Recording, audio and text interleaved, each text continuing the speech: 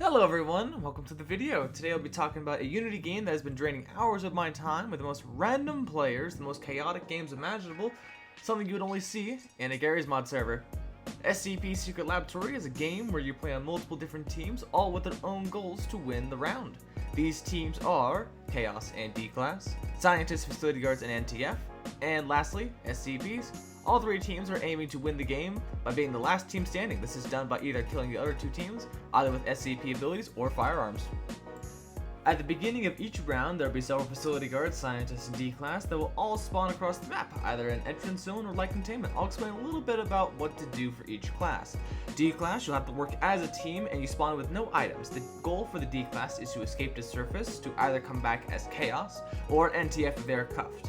D-Class is probably the most difficult to play because you spawn with no items and everyone's trying to kill you. So the best thing to do is to team up with other D-Class and get to the surface as fast as possible.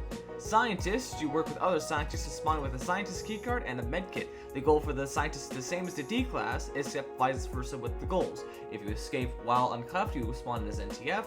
If you come in cuffed, you spawn in as Chaos.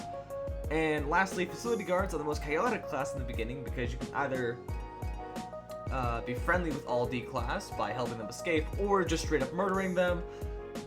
But however, you need to make sure to check the rules of the server because certain rules do not allow you to kill D-Class or vice versa. If someone escapes as a D-Class or Scientist, then they will be turned into the next two classes, which is either Chaos or NTF, known as the Nine-Tailed Fox. Both of these teams will spawn at certain periods depending on how many people escape. If more scientists escape, there's a larger chance that NTF will spawn, and vice versa.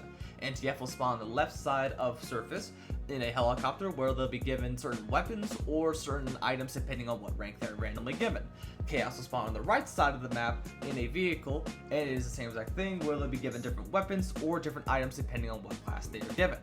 The goal of the NTF is to kill or capture any D-Class that are still in the map and help any scientists escape, while also trying to make sure to kill any SCPs or Chaos that has spawned in. The goal of the Chaos is different, however, where they're trying to help any D-Class escape, kill or capture any scientists. However, Chaos does not have to kill the SCPs. I'll explain in a second as to why. Lastly, the SCP's goal is very simple. Kill everyone on the map.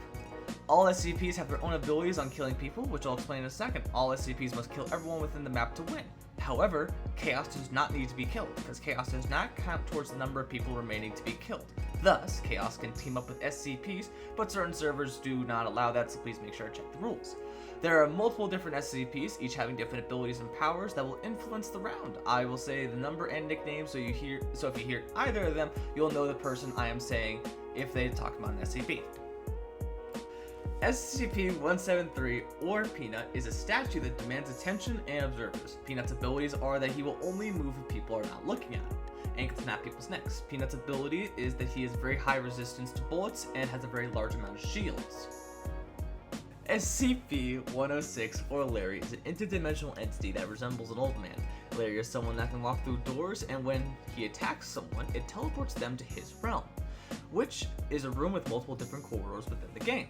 Anyone that is teleported to his realm has to go through one of the corridors, or they will die from decay. When they go through the corridors, there is a chance that they will die or live. If the person chooses the right corridor and lives, they'll be teleported to a random point within the map. SCP-049, or Plague Doctor, is a medieval plague doctor that is in search of curing something known as the pestilence. Doctor can kill anyone with one hit by hitting them with poison, which will quickly kill them unless the person has multiple different medkits. If the doctor hits you again while you're poisoned, you will die.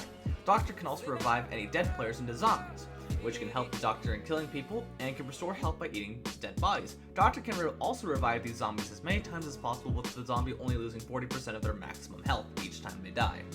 SCP-079, or Computer, is known as a computer software that has been created by a college student that has gained sentience.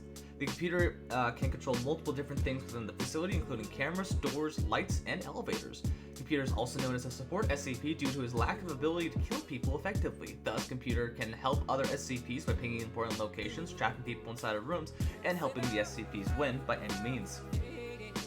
SCP-096, or Shy Guy, is a tall, pale humanoid figure that is always crying and docile, but will turn hyper-aggressive against anyone that looks at his face. Shy Guy is an SCP that can destroy doors and pass through heavily reinforced doors. Shy Guy can only attack people that have seen his face. If no one looks at his face, then you cannot kill them.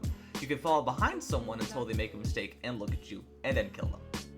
SCP-939, or Dog, is a crimson canine humanoid that can imitate sounds and voices. Dog is one of the most fun SCPs for me due to his lethal kit with his claws and pounce ability that will one-shot someone. Dog can take people's voice lines by killing them, and being able to play them in order to either lure people in or distract people. There are very basic summaries of these SCPs, and I'll go into more depth in a video if this video gets lots of likes and views. I want to make this video because I have how much fun I've been having with the game, and also I believe more people should be able to join it, so don't be afraid to download it. It is free on the Steam library, so don't be afraid to take a look. Anyway, that's it for me now. I'll be streaming this game on my Twitch later this week, so please do follow me on Twitch if you would like to see that. That's all for now. Thank you, everyone. I'll see everyone later. Good night.